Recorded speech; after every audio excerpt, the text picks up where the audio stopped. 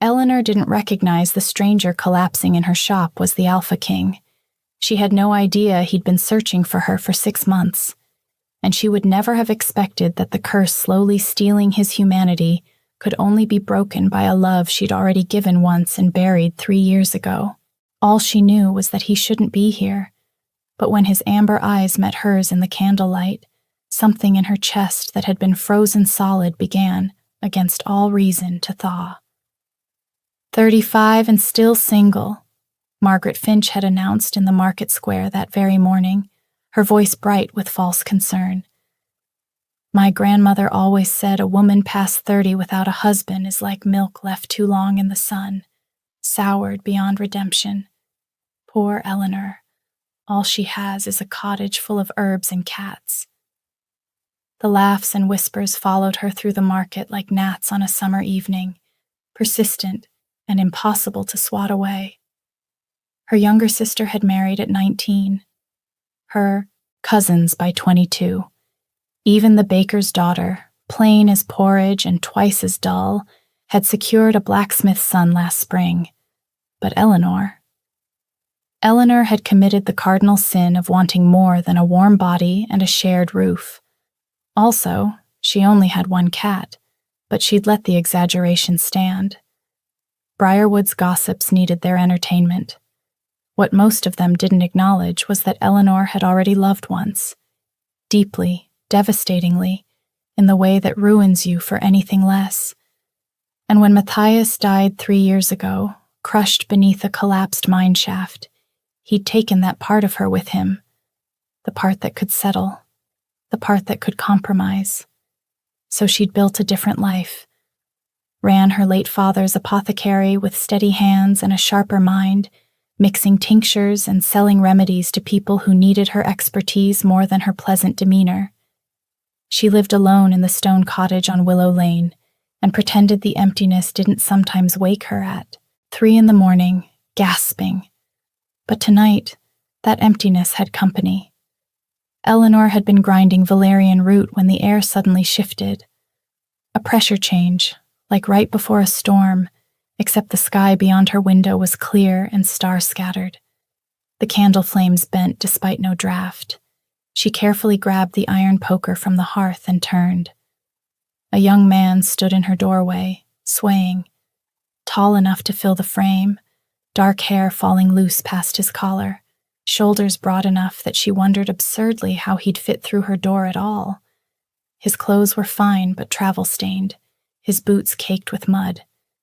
And his eyes were amber and wild, like a wolf caught in firelight.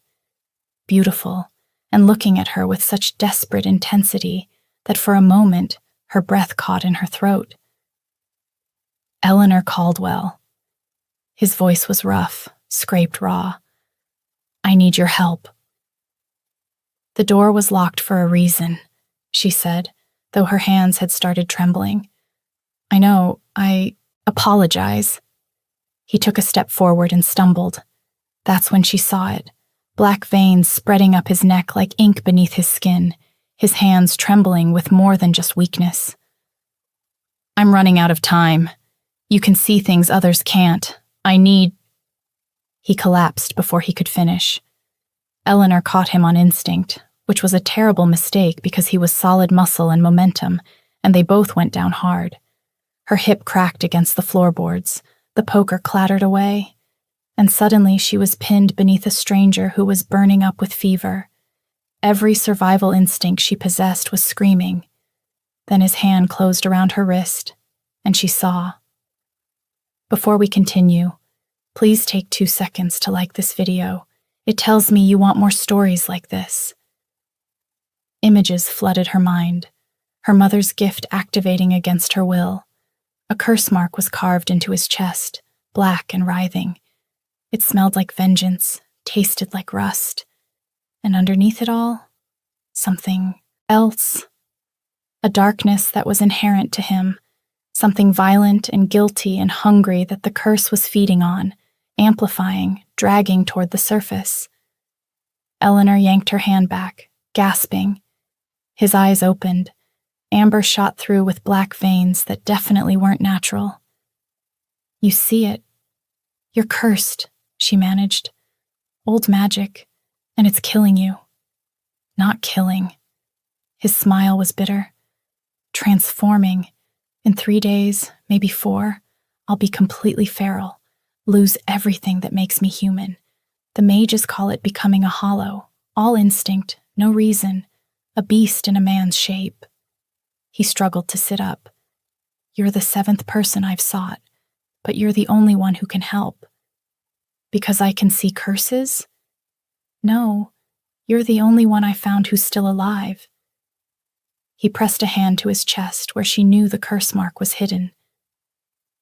The others are dead. They died trying to break the spell, or were killed by me when I started losing control. Eleanor's pulse hammered. You should leave. I will, after you tell me if it can be broken. She should have thrown him out, called the town guard, done anything except say, "Let me see it properly." He met her eyes, and something passed between them, an understanding, maybe, or a recognition, like calling to like. Eleanor's breath caught as he reached for the hem of his shirt, maintaining eye contact as he pulled it over his head in one fluid motion. The firelight played across his bare skin and defined muscle.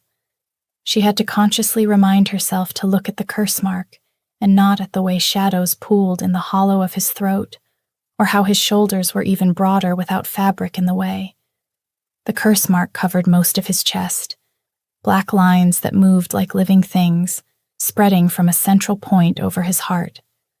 Eleanor had seen curses before, small ones, jealousy hexes, minor jinxes, but nothing like this. This was art and agony combined, beautiful in its complexity, horrifying in its intent. She gently pressed her fingertips to the mark. The vision slammed into her, a woman with iron gray hair and a face carved from grief, speaking words in the old tongue, a name repeated 3 times. Harrison, Harrison, Harrison. The curse taking root, burrowing deep, feeding on something already inside him, rage, guilt, self-loathing. Eleanor pulled back, breathing hard. Who did you kill? His jaw tightened. What makes you think? This is a widow's curse, vengeance magic. Someone lost everything because of you. She tried to keep her voice clinical, detached. Better to not show fear. Who was she? For a long moment, he didn't answer. Her name was Marin Corwell. I killed her husband and 3 sons during a raid on a trafficking ring 5 years ago. They were guilty, he continued, his voice low. Running children across the border, selling them. We had proof. But when we raided their compound... He stopped, something like pain flickering across his face. There were others there. Marin's father, her brother, people who didn't know what was happening under their roof. I killed them anyway. All of them. Burned the place to the ground. Why did you do that? I was angry. The admission came out raw. Because He stopped, started again. Because someone I loved had been taken by traffickers when I was 17.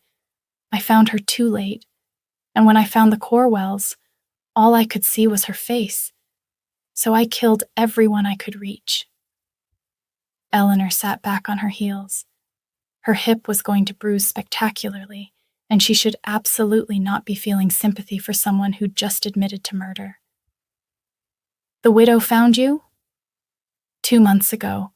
Walked right into my camp, past all my guards, put her hand over my heart and spoke the curse.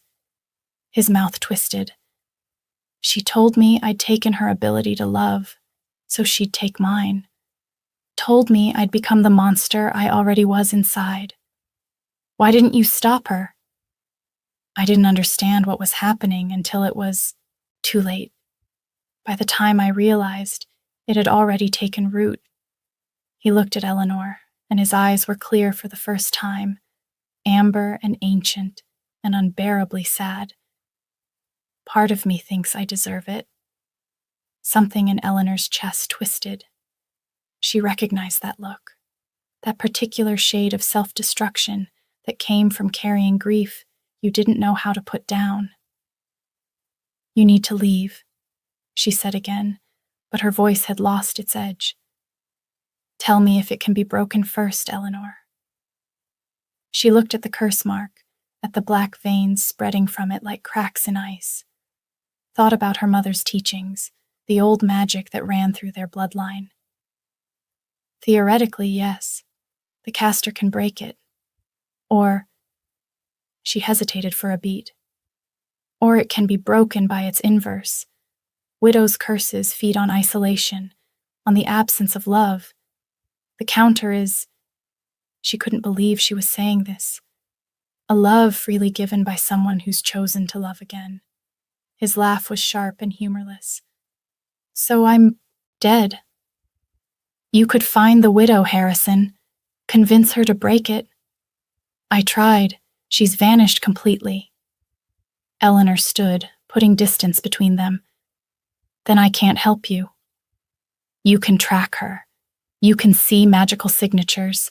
Help me find her, and I'll pay you anything you want." "I'm not a hunter, Harrison." "No, but you're someone who understands loss." He rose to his feet, and she saw how much the movement cost him, the tremor in his hands, the way he had to lock his knees to stay upright.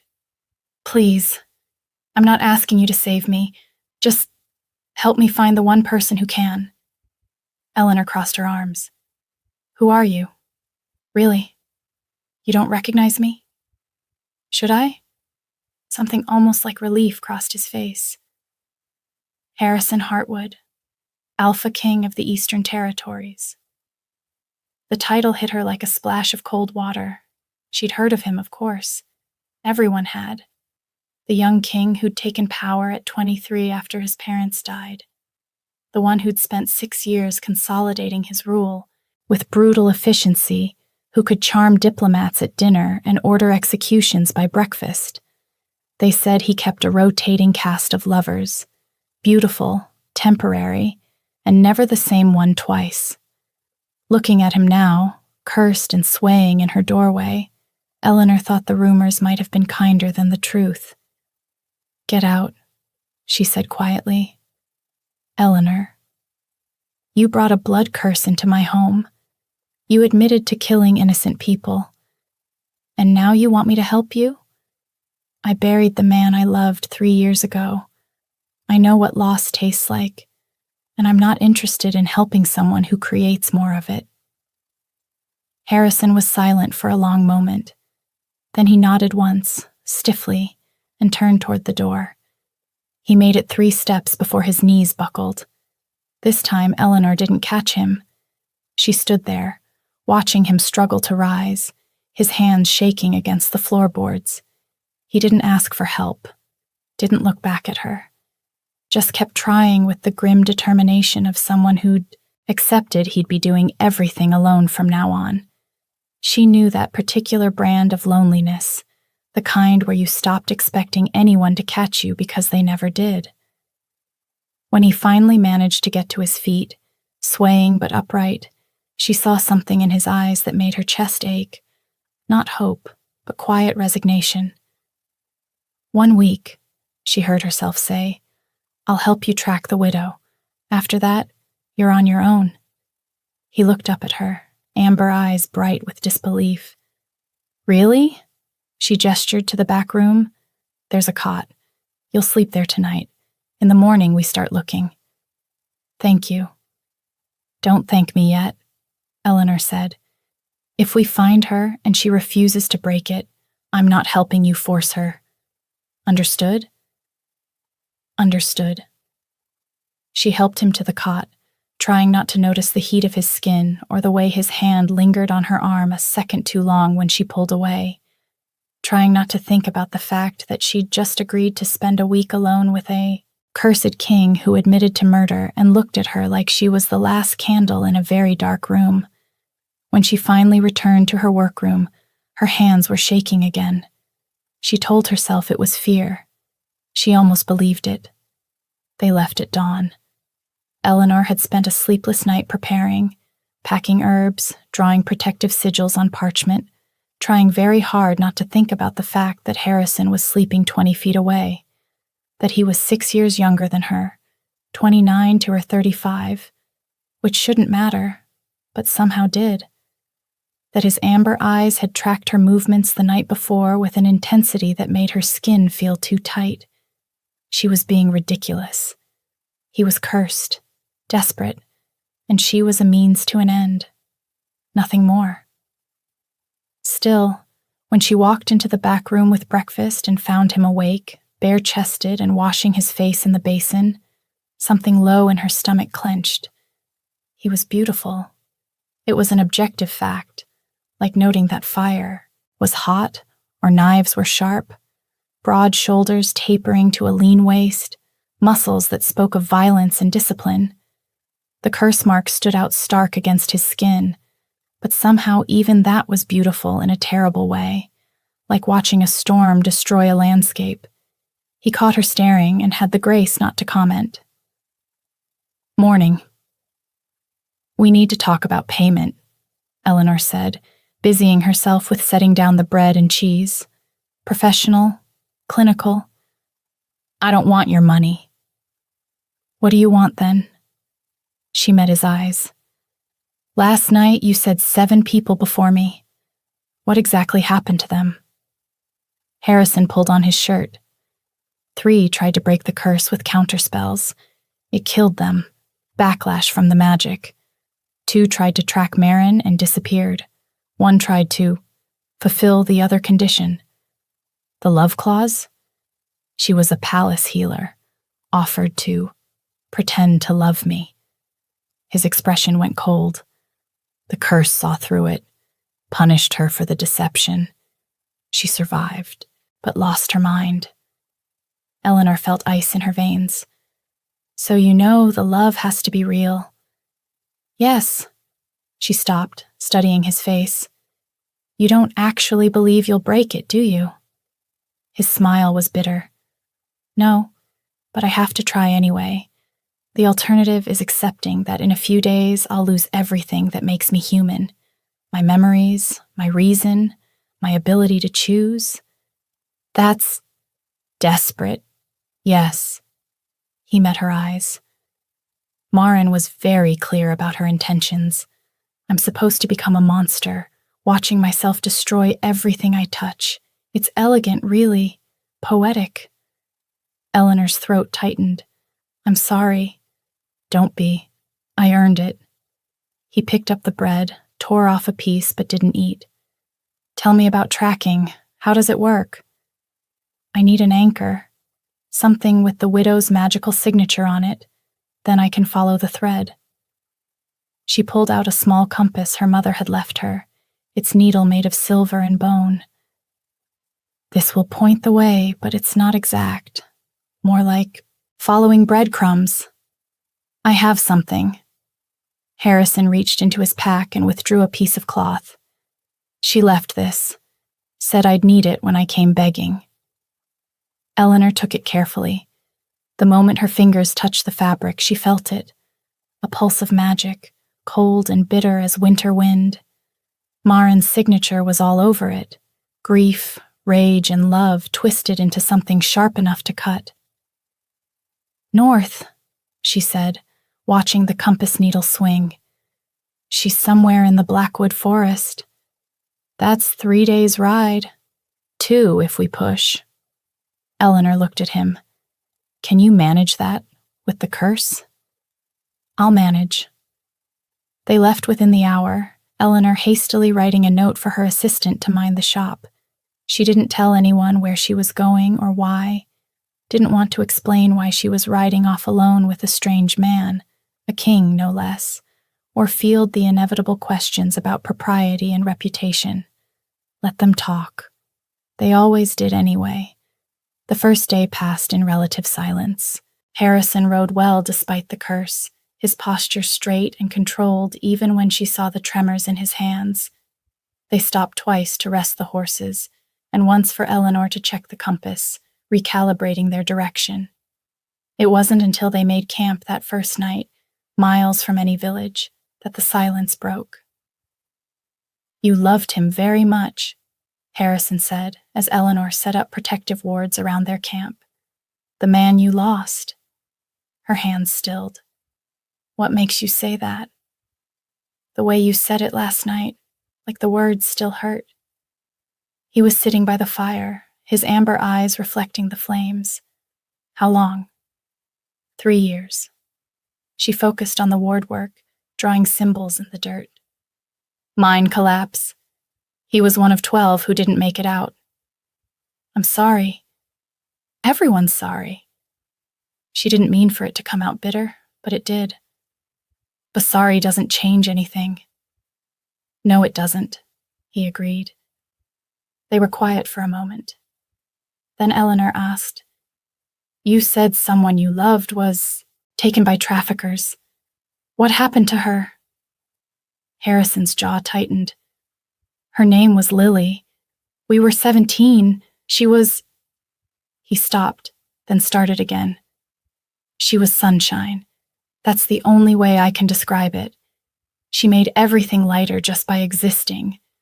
We were going to marry after my 20th birthday." "What happened?" "She was taken on the road between her village and mine. I spent 2 months tracking her, found her in a warehouse near the southern border." His voice went flat. "They'd broken her, not just physically, but mentally. She didn't recognize me, didn't recognize anyone. I got her out, brought her home, spent a year trying to help her heal." Eleanor's chest ached. "Did she?" "No. She walked into the river one winter morning and didn't come back out." He stared into the fire. "That's when I started hunting traffickers. That's when I stopped caring about collateral damage. Until I killed people who didn't deserve it and realized I'd become the thing I hated most." Eleanor settled across from him, pulling her cloak tighter. "The curse. It's not just punishment, is it? It's showing you what you're afraid you already are." His eyes snapped to hers. "What do you mean?" "The widow didn't just curse you with transformation. She cursed you with the fear that you're already hollow inside, that there's no humanity left to lose." Eleanor held his gaze. "But if that were true, you wouldn't be fighting so hard to keep it." Something shifted in his expression. Surprise, maybe, or recognition. "You sound very sure." "I've spent 3 years afraid I died with Matthias, that the woman I was before the collapse is gone and I'm just going through motions." She pulled her knees up, wrapping her arms around them. "But sometimes I'll laugh at something or lose myself in my work, and I realize I'm still here. Changed, but here. The fear of being hollow doesn't mean you are." Harrison was quiet for a long time. "How old were you when he died?" 32. "And you never considered remarrying?" Eleanor laughed. "Oh, everyone considered it for me. My sister, my cousins. They have very strong opinions about my spinsterhood." "Is that what they call it?" "Among other things. Too old, too particular, too unwilling to settle." She shook her head. "The truth is, I loved Matthias because he was brilliant and kind and made me laugh until my stomach hurt. Finding someone else who ticks even one of those boxes feels impossible, let alone all 3. So yes, I'd rather be alone than compromise." "That's not too particular. That's having standards. Tell that to Briarwood." Harrison smiled, and it lit up his face, made him look younger, less burdened. "Briarwood sounds tedious." "It has its moments." Eleanor found herself smiling back. "Mostly tedious, though." They fell into comfortable silence, the fire crackling between them. Eleanor tried not to notice how the firelight caught in his eyes, turned them molten. Tried not to think about the fact that talking to him felt easy in a way she hadn't experienced since Matthias. That he listened like her words mattered, asked questions that weren't invasive but genuinely curious. She was being foolish. He was cursed, desperate, with a terrible bachelor reputation and younger than her. This was temporary. Still, when they finally settled into their bedrolls on opposite sides of the fire, Eleanor found herself acutely aware of his presence, the sound of his breathing, the occasional shift of fabric when he moved. It took her a very long time to fall asleep. Little did she know that across the fire, Harrison also lay awake staring at the stars, hyper-conscious of every sound she made. The soft exhale as she settled into sleep, the way she'd tucked her hand under her cheek. He'd spent 6 years perfecting the art of not feeling, of taking lovers whose names he'd forget, of keeping everyone at arm's length. But something about Eleanor was slipping past every defense he'd built. Second day, the curse got worse. Eleanor saw it in the way Harrison held himself too carefully, the way his hands shook when he thought she wasn't looking. By midday, he'd started bleeding, thin streams from his nose that he wiped away with increasing frustration. "We should stop," Eleanor said as they paused to water the horses. "We're so close. I can feel it." "You're also bleeding from your face, Harrison." "I'm fine." "You're not." She grabbed his chin, forcing him to look at her, then immediately regretted it because his skin was fever-hot and his eyes were more black than amber now. "Harrison, you need to rest." "If I rest, I might not get back up." His voice was rough. "We keep moving." "You're being reckless." "I prefer strategically reckless." His mouth curved despite the pain. "Sounds more heroic." Against her better judgment, they continued, but Eleanor stayed close, watching him for signs of collapse.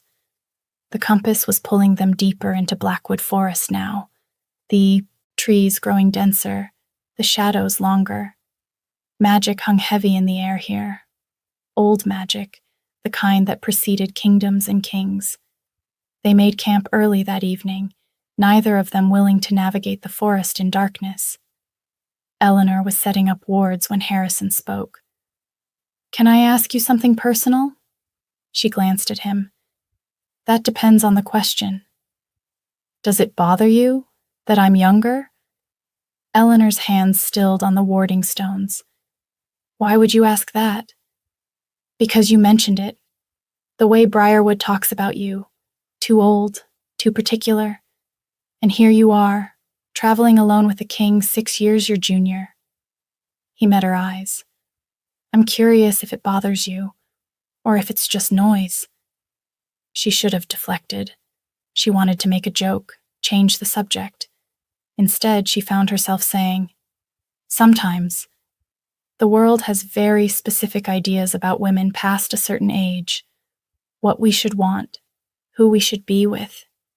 Being older than you," she struggled for words, "it feels like another mark against me in a ledger that's already full." "That's the stupidest thing I've ever heard." Eleanor blinked. "Excuse me?" "You're brilliant, Eleanor. You can see magic that most people don't even believe exists. You've built a life on your own terms, and you don't apologize for it." He leaned forward, intensity radiating off him. "Anyone who thinks 6 years makes you less desirable is someone with no imagination." Heat flooded her cheeks. "Desirable? I don't think you know me well enough to say that. I know you agreed to help a cursed stranger even though every instinct probably told you not to. I know you speak about loss without flinching, which means you've made peace with it instead of running. I know you're brave and sharp-tongued and you don't suffer fools." His amber eyes held hers. "That's enough to know you're worth 10 of anyone who mocks you." Eleanor's heart was hammering now. "Harrison, I'm not trying to make you uncomfortable. He stopped, seeming to gather himself. "I want you to know how I see you, in case all you hear is Briarwood's noise." She quietly reminded herself he was cursed and desperate, and probably not thinking clearly.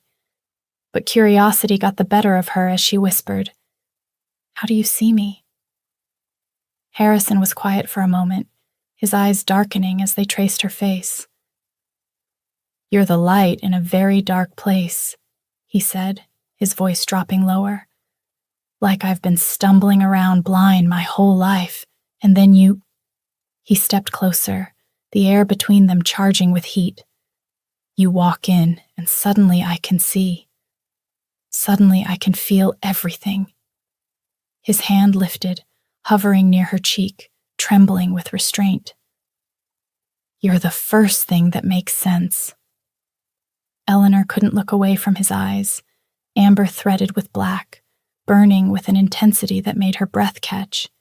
She was suddenly acutely aware of the fact that they were alone in the forest, miles from anyone, with only firelight and starlight and the space between them. "This is a bad idea," she said, but she didn't move. "You're cursed. I'm aware. And younger than me. Barely. And who cares?" He moved closer, and she could see the curse mark through his open collar, black veins spreading like cracks in ice. "Eleanor, I'm not asking for anything. I know this is temporary, that in a week you'll go back to your life and I'll—" He stopped. "I'll be whatever I'm going to be. I just need you to know that these past 2 days have been the closest I've felt to human in months, and it's because of you." Eleanor's throat was tight. "Don't do that, Harrison." "Do what?" "Make me care." Her voice broke on the words. "I buried someone I loved. I can't." He reached out slowly, giving her time to pull away. When she didn't, his hand cupped her cheek, his thumb brushing away a tear she hadn't realized was falling. "I know, and I'm sorry. I'm not trying to replace him. I'm just—" He laughed, sharp and self-deprecating. "I'm falling for you, and I know it's the worst timing in the history of terrible timing, but apparently I'm too much of a disaster to keep it to myself." "You're falling for me," Eleanor repeated numbly. "Have been since you caught me in your cottage and told me to get out with that magnificent scowl." His smile was crooked, vulnerable. "Before you panic, I know it doesn't matter. The curse won't break for one-sided feelings, and even if it did, you've made it clear you're not interested in anything more than helping me find Maren. I'm not asking you to love me back, Eleanor. I'm just—" He stopped, struggling for words. "I'm grateful for the chance to feel this again before I lose the ability to feel anything." Eleanor took in the sincerity in his eyes, the way his hand trembled slightly against her cheek, the curse mark spreading across his chest like poison. This beautiful, broken man who somehow still had enough humanity left to fall in love with her in a matter of days. Every instinct told her to pull away. Her chest tightened, her throat closing around all the words she should say. "This is temporary. I never promised you anything beyond tracking the widow. I can't do this again." But in this moment, she was so tired of the weight of her own armor, of 3 years spent guarding a heart that ached anyway. So instead of pulling away, instead of protecting herself the way she'd sworn she would, she leaned forward and kissed him. Harrison went rigid with surprise. Then his hand slid into her hair, and he was kissing her back like she was air, and he'd been drowning.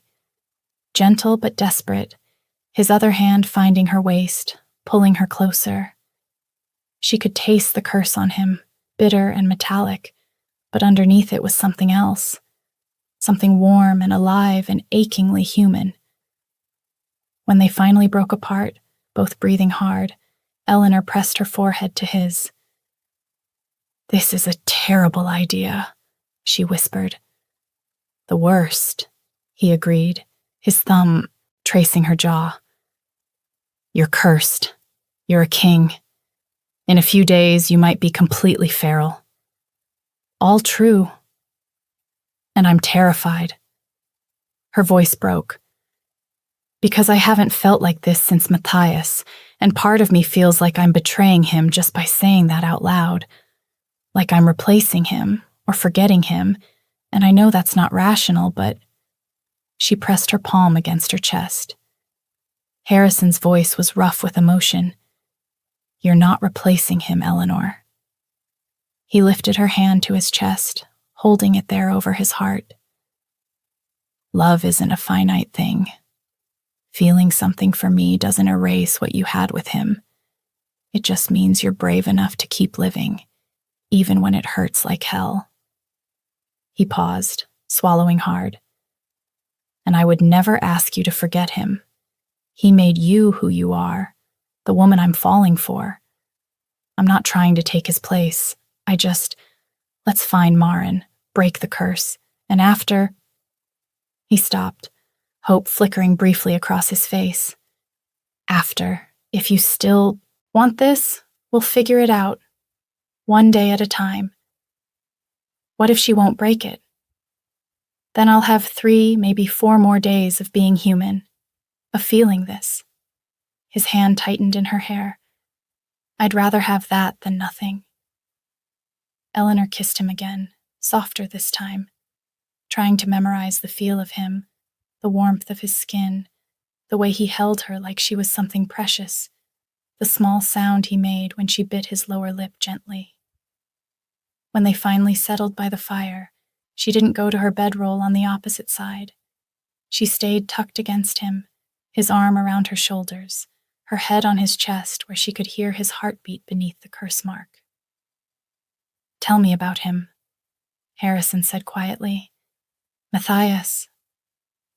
Eleanor was silent for a moment, and when she spoke again, her voice was softer, almost wondering. No one's asked about him in years. She looked down at her hands. He collected rocks. Isn't that quirky? This grown man who'd spend hours looking for interesting stones. He had a whole shelf of them, granite with quartz veins, smooth river rocks, pieces of crystal. Said each one told a story. Tell me more. He proposed with a rock. She smiled despite herself. Brought me to the ridge above town at sunset, got down on one knee, and pulled out this perfectly round piece of sandstone. Said he'd been carrying it for 2 years, waiting for the right moment. It had a natural hole through the center. A heartstone, he called it. Asked if I'd wear it on a chain as his wife. Did you? Of course. It was the most Matthias thing he could have done. She touched her throat where the chain still hung, hidden beneath her collar. I kept it after. Even though everyone said I should bury it with him, move on. But it's mine. My memory. They don't get to decide when I let go. Harrison's arm tightened around her. Thank you for telling me. Thank you for asking. She tilted her head to look at him. This doesn't change anything, you know. I'm still just helping you find Maren. After that, we'll see. He pressed a kiss to her forehead. No expectations, Eleanor. I promise. She wanted to believe him, wanted to believe they could find the widow, break the curse, and somehow build something real from this strange, desperate beginning. But she'd learned the hard way that wanting something didn't make it possible. Still, for tonight, she let herself hope. They found Maren on the 3rd day. The compass led them deep into Blackwood, to a cottage that seemed to grow from the forest itself. Moss covered its roof, vines climbed its walls, and the windows glowed with a sickly green light that made Eleanor's wards flare in warning. She knows we're here, Eleanor murmured. Harrison's hand found his sword. Stay behind me. She's not going to attack us physically. Blood curses don't work that way. But Eleanor stayed close anyway, one hand on the small knife at her belt, just in case. The door opened before they reached it. Maren stood in the threshold, iron gray hair, sharp cheekbones, eyes that had seen too much loss. She looked at Harrison with such hatred that Eleanor felt it like a physical blow. Come to beg? Marin's voice was cold. Or to kill me and try to break the curse that way? Neither. Harrison's voice was steady. I came to talk. We're past talking. I said everything I needed to say when I marked you. I know, and you were right. He took a step forward, and Eleanor saw the effort it cost him, his legs trembling, black veins visible beneath his skin. I killed your family, not just the guilty ones, all of them. I was angry and reckless, and I let my rage make decisions. There's no justification for it. Marin's expression didn't change. Is this where you apologize? Think pretty words will move me? Nothing I say can undo what I did, but I want you to know. His voice cracked slightly. I think about them every day. Your father, your brother. I don't even know their names, but I think about them. About the lives they could have lived. The choice I took from them. Their names were Jacob and Thomas. Marin's hands clenched into fists. My father raised horses. My brother was learning to be a carpenter. They were good men who didn't deserve to burn because my husband was a monster. You're right, they didn't. For a long moment, nobody moved. Then Marin's eyes shifted to Eleanor. And you? Why are you here? I'm helping him track you, Eleanor said carefully. I can see magical signatures. I know who you are, Eleanor Caldwell, the widow of Briarwood. Marin's smile was sharp. You loved and lost, just like me. So tell me, if someone killed your Matthias, would you forgive them? Eleanor's throat tightened. No, I wouldn't. Exactly. So why should I? You shouldn't. Eleanor took a breath. You have every right to hate him, every right to let the curse run its course, but... She hesitated, then pulled out the heartstone from beneath her collar. When Matthias died, part of me wanted everyone to hurt the way I hurt. Part of me wanted the world to burn because mine had. And if I'd had magic, maybe I would have cursed someone too. Marin's eyes fixed on the stone. But you didn't. Because Matthias wouldn't have wanted that. He collected rocks because he said each one was proof the world could create beauty even under pressure. That hardship could make something stronger, not just broken. She met Marin's gaze. I don't know if your family would want this either. This curse eating at you as much as it's eating at him. How dare you?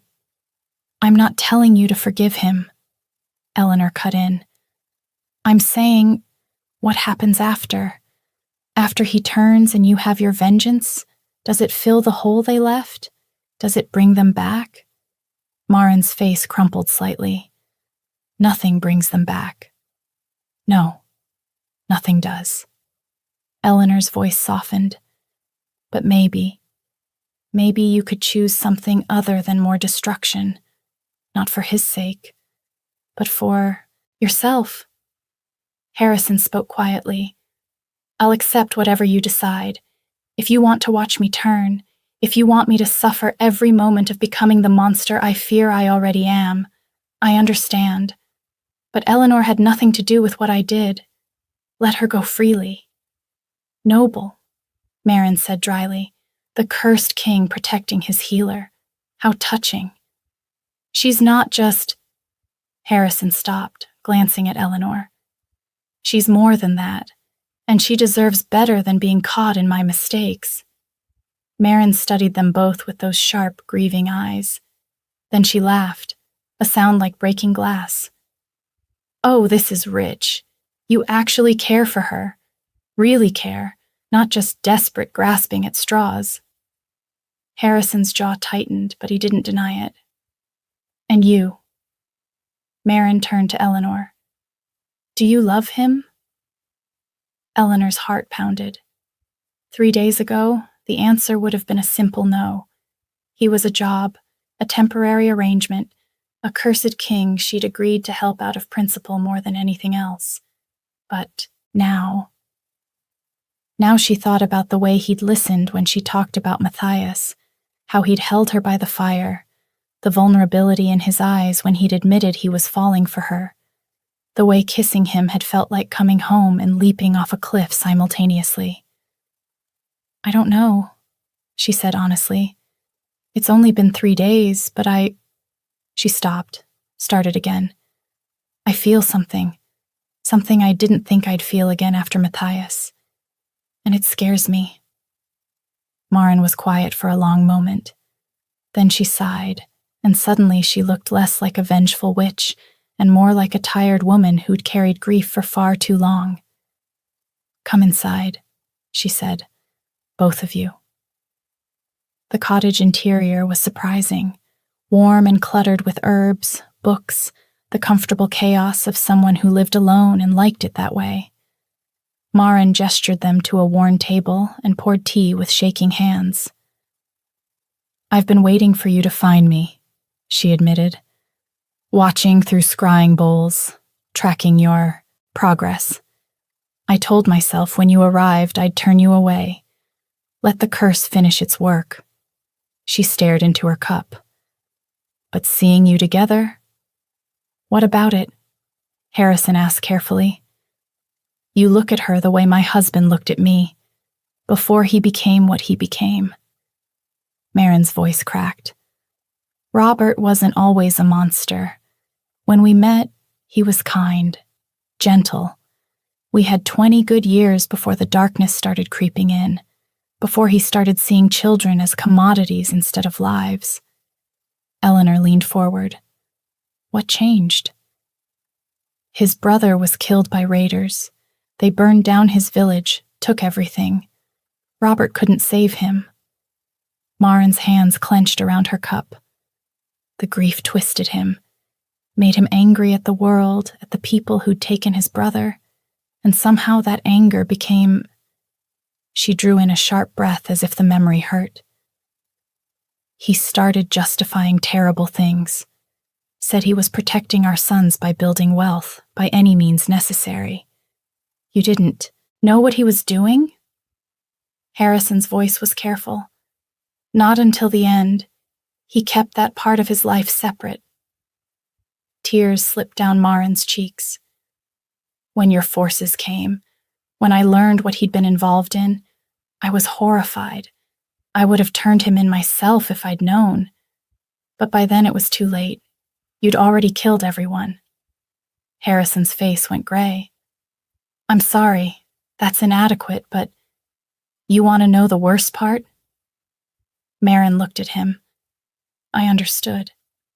For a moment, when you said someone you loved had been taken by traffickers, I understood the rage that made you burn it all down, and I hated myself for understanding." The silence stretched heavy and painful. Finally, Eleanor spoke. "The curse. Can you break it?" Maren's laugh was bitter. "Of course I can. I cast it. But here's the thing about widows' curses. They're designed to be unbreakable unless the widow chooses mercy. And I've spent 2 months telling myself mercy is weakness, that letting him suffer is justice." "What changed?" Harrison asked quietly. "You did." Maren met his eyes. "You came here ready to accept your fate. You didn't threaten me, didn't try to force me. You just admitted what you did, took responsibility." She shook her head. "And her, showing me that heartstone, talking about choosing something other than destruction. You reminded me that I used to be someone who believed in second chances." Hope flickered in Harrison's expression, quickly suppressed. "So you'll break it?" "I'll break part of it." Maren stood, moving to a shelf lined with bottles and books. "I can remove the transformation, stop you from going feral, but I'm leaving the mark." "What does that mean?" Eleanor asked. "It means he'll carry a reminder. Every person he's killed unjustly, he'll feel them, not constantly, but in moments of anger, of recklessness, a weight that can't be ignored. Marin pulled out a vial of something dark and viscous. Call it penance, call it a conscience. But he doesn't get to forget what he did. Harrison didn't hesitate. I accept. You should think about it. The weight I'm talking about, it's not metaphorical. You'll feel their deaths, live through them in nightmares, carry them every day. I already do, Harrison said quietly. At least this way it'll be honest. Marin studied him for a long moment. Then she nodded. All right, but there's a complication.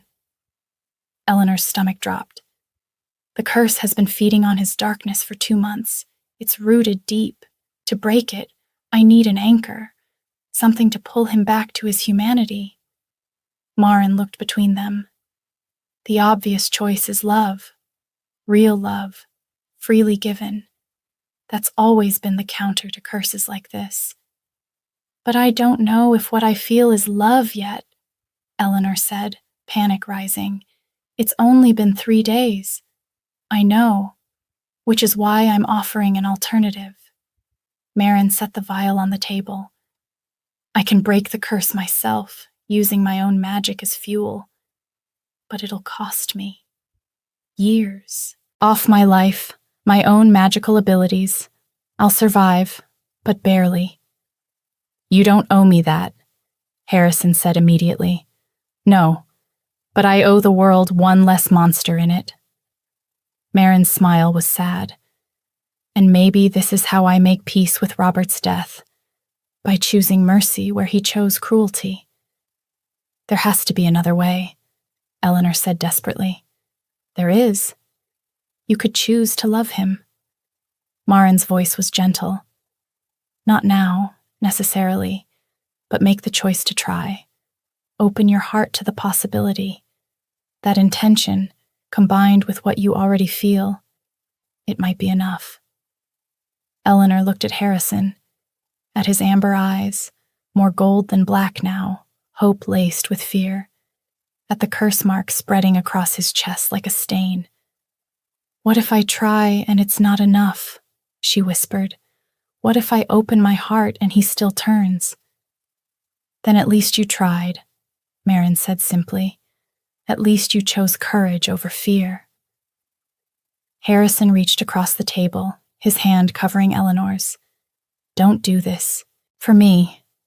If you're not ready, if this is too much, let Marin use her magic. I won't ask you to force feelings you don't have. That's not what I'm asking, Marin interjected. I'm asking if she's willing to try, to take the risk of loving again, even knowing it might hurt. The intention matters as much as the feeling. Eleanor stared at their joined hands, thought about the past 3 days, the way talking to him felt natural, how his touch made her skin sing, the fact that she'd kissed him by the fire without thinking, just feeling. Thought about Matthias and the heartstone around her neck, the love she'd had and lost. And she realized, loving Matthias hadn't made her weaker. It had made her stronger, braver, more fully herself. Losing him had been agony, but having loved him at all was a gift, one she'd been too afraid to accept again, until now. I choose to try, Eleanor said, her voice steady despite her hammering heart. I choose to be brave. Harrison's breath caught. Eleanor, I'm terrified, she continued, and I don't know if what I feel will be enough, but I'm willing to find out. She met his eyes. For you. For the chance at something real. Marin smiled, the first genuine smile Eleanor had seen from her. That's all the magic needs. The choice itself is powerful. She began the ritual immediately, speaking in the old tongue while mixing herbs and powders into the dark liquid. Eleanor stayed close to Harrison, her hand in his, watching as Marin drew symbols on his chest around the curse mark. This will hurt, Marin warned. The curse won't let go easily. I'm ready. Marin pressed the vial to Harrison's lips. He drank without hesitation, and Eleanor watched his face contort as the liquid burned down his throat. The curse mark began to writhe, the black veins pulsing as the magic fought back. Harrison's hand clenched around Eleanor's so hard she felt bones grind. Sweat broke out across his forehead. He was shaking, his amber eyes squeezed shut, and she could see the curse trying to spread faster, trying to complete the transformation before the counter magic could work. "Harrison, look at me," Eleanor said urgently. His eyes opened, black bleeding through the amber like ink through water. "Stay with me," she whispered. "Come back." And then, because words weren't enough, she kissed him. It was different from the kiss by the fire. That had been heat and discovery and desperate hope. This was an anchor, a lifeline. She poured everything she felt into it, the fear and the hope, and the terrifying, exhilarating possibility that maybe, just maybe, she could love again.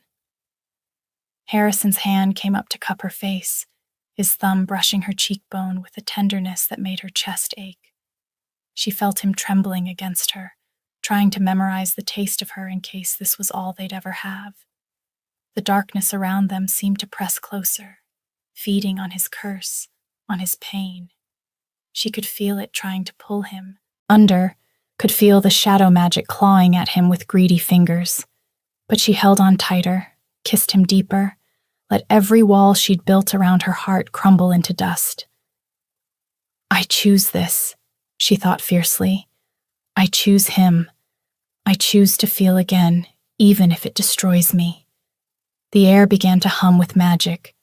Golden threads of light started weaving between them, wrapping around their joined hands, spiraling up their arms. Harrison broke the kiss with a gasp, his eyes wide with wonder and fear. "Eleanor." "Don't let go," she whispered, bringing their foreheads together. "Whatever happens, don't let go." The light grew brighter, warmer, chasing back the shadows. She felt the moment the curse recognized what was happening, felt it rage and writhe and fight. Harrison cried out, his body going rigid, and she held him through it.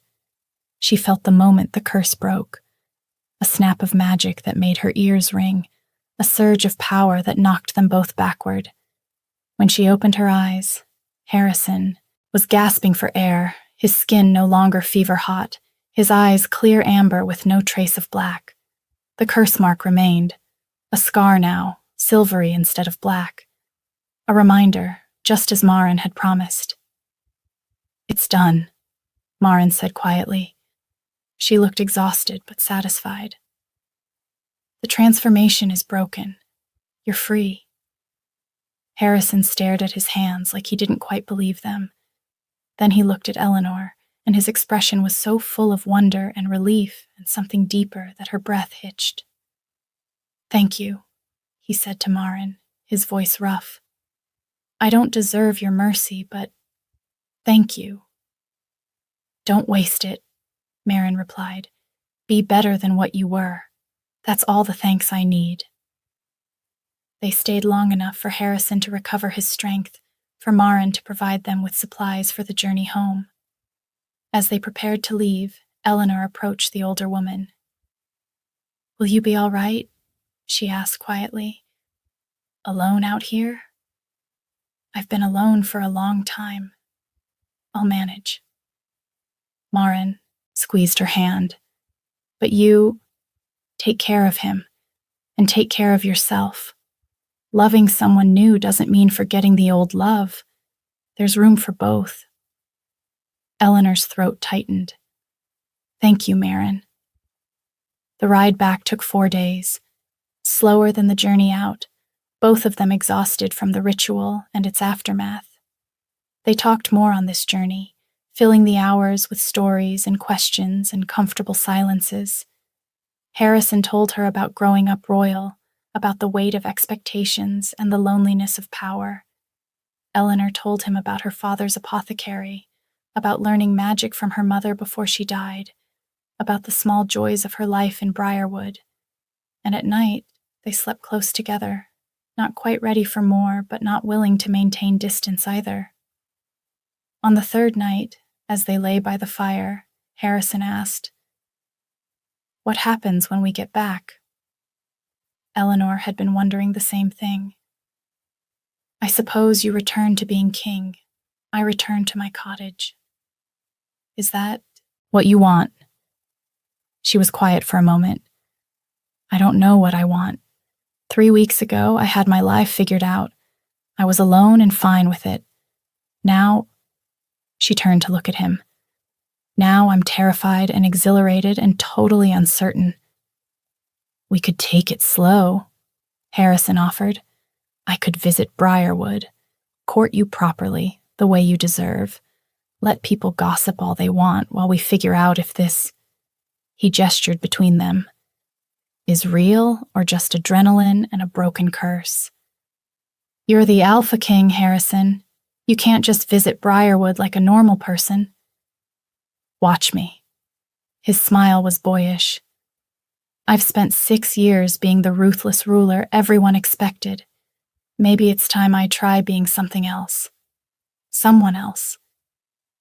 Eleanor's heart ached in the best way. What if it doesn't work? What if we try and realize we don't actually fit? Then at least we'll know. At least we tried. He reached out, tucking a strand of hair behind her ear. "But Eleanor, I don't think that's going to happen. I think we're going to be terrifyingly good together." She laughed despite herself. "That's quite the prediction." "I'm an optimist now. It's very out of character." They arrived back in Briarwood on a gray afternoon, the sky threatening rain. Eleanor half expected Harrison to continue on to his capital, to return to his duties and leave her behind. Instead, he helped her down from her horse and looked at the cottage like he was memorizing every detail. "I should let you settle in," he said. "But can I see you tomorrow? You're staying in the area. There's an inn by the river, perfectly adequate accommodations for a king who's trying not to be too obvious." His eyes were warm. "Unless you'd rather I leave?" "No," Eleanor said quickly. "No, tomorrow would be good." He kissed her then, soft and sweet in front of her cottage in full view of anyone who might be watching. Let them gossip. Let them talk about the widow and the young king. Eleanor found she didn't care anymore. The next 3 months were unlike anything Eleanor had experienced. Harrison was true to his word. He stayed in Briarwood, visiting her shop daily, taking walks with her through the market square, sitting in her workroom while she mixed remedies and told him about the properties of different herbs. He was present, but not suffocating, interested without being demanding. And slowly, carefully, Eleanor let herself fall. It wasn't like it had been with Matthias.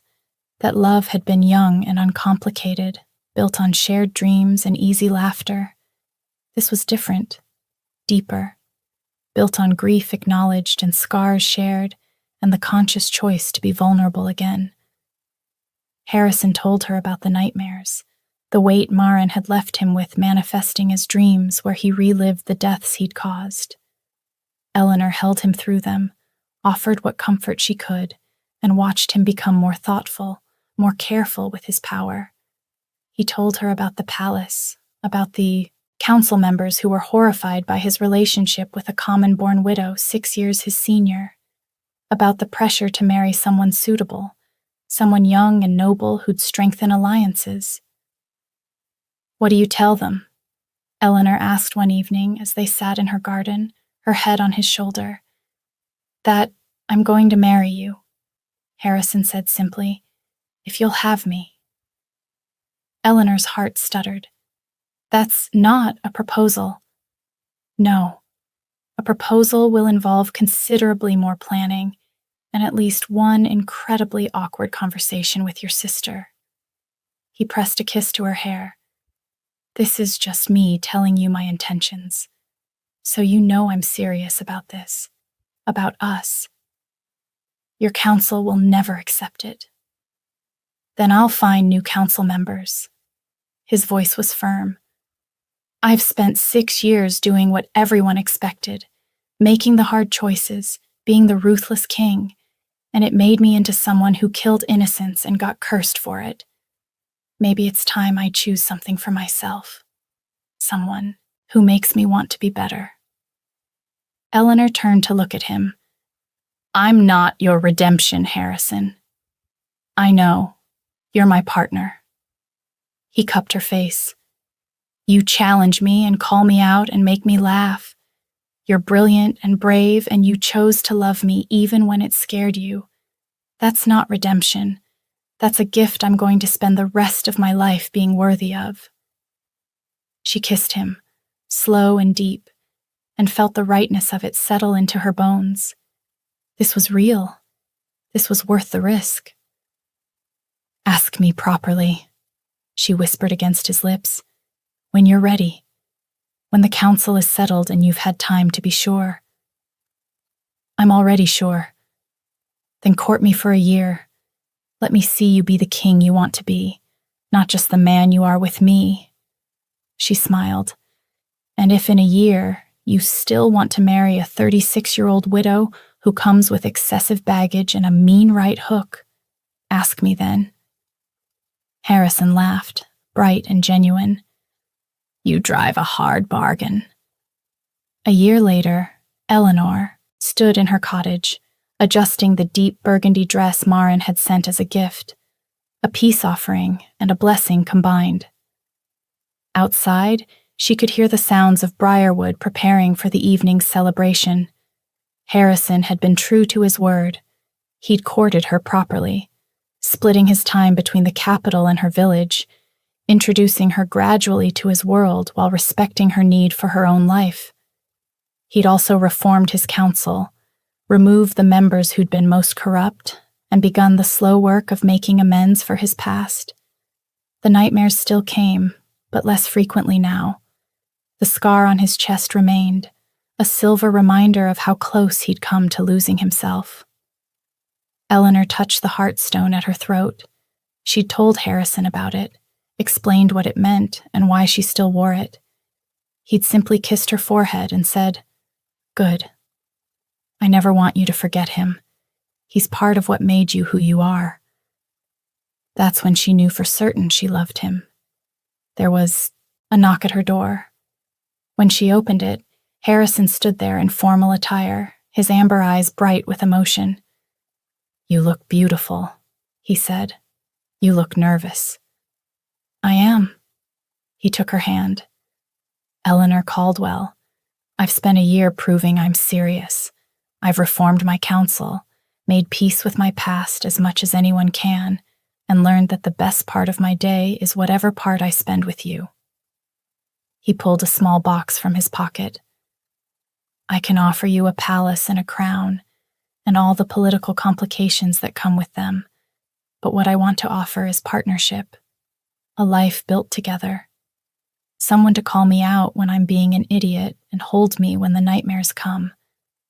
Someone to laugh with and argue with and wake up beside for the rest of my life. He opened the box. Inside was a ring, simple silver, set with a stone Eleanor recognized immediately. Heartstone.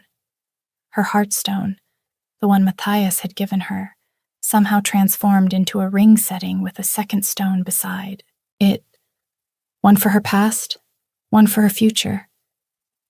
I had it made, Harrison said quietly, so you never have to choose between loving him and loving me, so you can carry both.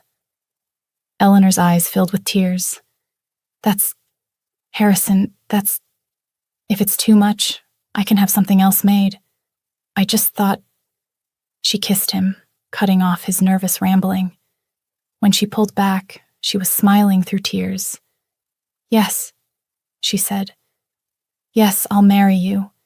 Yes to partnership and palace and all the complications. Yes to building something new while honoring what came before. She held out her hand. Yes to us. He slid the ring onto her finger with shaking hands. Then he pulled her close and kissed her like she was the only thing keeping him tethered to the world. The celebration lasted long into the night. Briarwood turned out in force, their gossip replaced with genuine joy. Even the women who'd mocked Eleanor for being unwed at 35 seemed grudgingly impressed that she'd landed a king. Eleanor didn't care about their approval anymore. She had Harrison's hand in hers, Marin's blessing, and the heartstone ring that represented both her past and future. As midnight approached, they slipped away from the celebration, walking to the ridge above town where Matthias had proposed all those years ago. "Do you think he'd approve?" Harrison asked quietly. Eleanor looked up at the stars, feeling the weight of both stones against her finger. "I think he'd tell me I was being too careful, taking too long to say yes."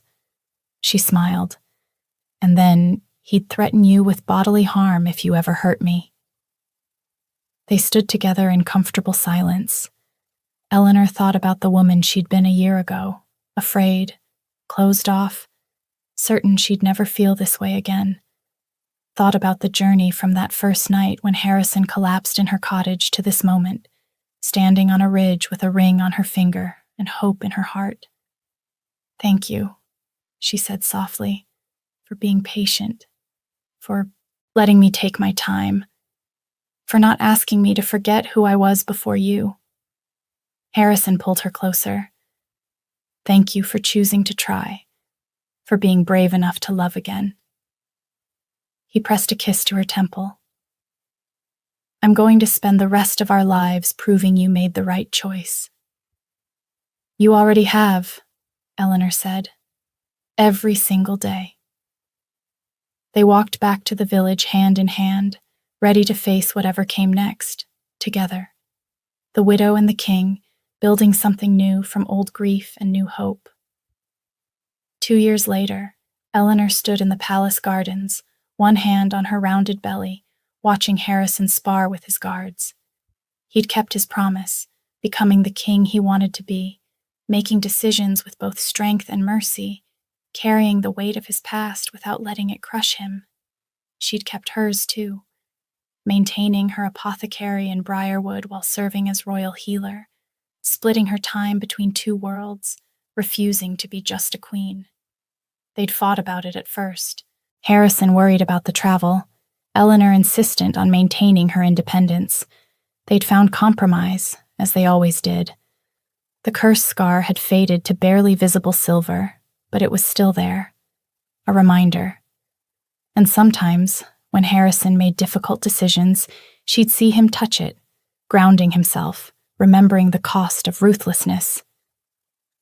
"Mama," a voice called, and Eleanor turned to see Serena, the palace ward they'd taken in last year, a girl rescued from traffickers, running toward her with flowers. "For you," Serena said, breathless and beaming. "And the baby." Eleanor's heart swelled.